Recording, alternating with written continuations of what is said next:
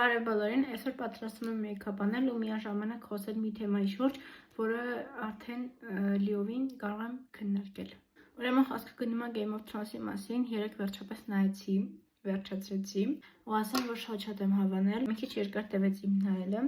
բայց ընդհանուր շատ գոհ եմ։ Վերջը ընդհանուր իրար շատ հետաքրքիր էր, բայց մենակ հենց վերջին սերիան մի քիչ ինձ դուր չեկավ, իմ կարծիքը ասեմ ու գնամ։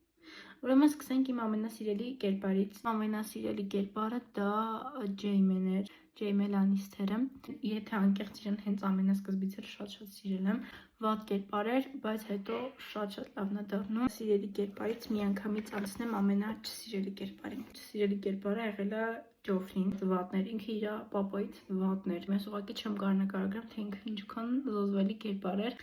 Գեղեցկության առումով իմ համար ֆիլմում ամենագեղեցիկը Սանսան էր։ Ես իր կերպարը այդքան էլ չեմ հավանել իրականում, բայց ինքը որպես աղջիկ, որպես թագուհի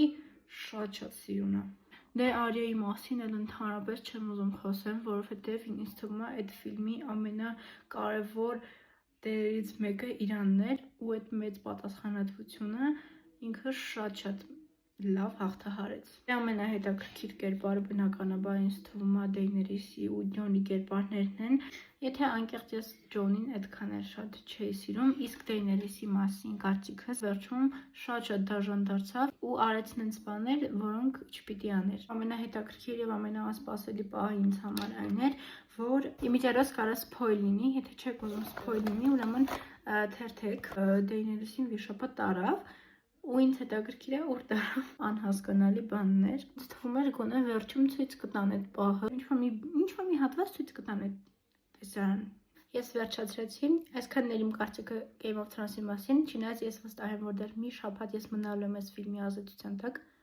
սերիալի ազատության տակ։ Ամեն դեպքում դուք չմոռանաք բաժանորդագրվել իմ ալիքին, որպեսզի իմանաք շատ հետաքրքիր ֆիլմերի մասին, լսեք կարծիքներ, ու եթե հետաքրքիր էր, գրեք կոմենտներում, տեսնեմ էլ որ ֆիլմի մասին կուզեք հայտնեմ իմ կարծիքը։ Եվ ինչպես ասում էին ստարքերը, ձմեռը մոտ է։ Ստեսություն։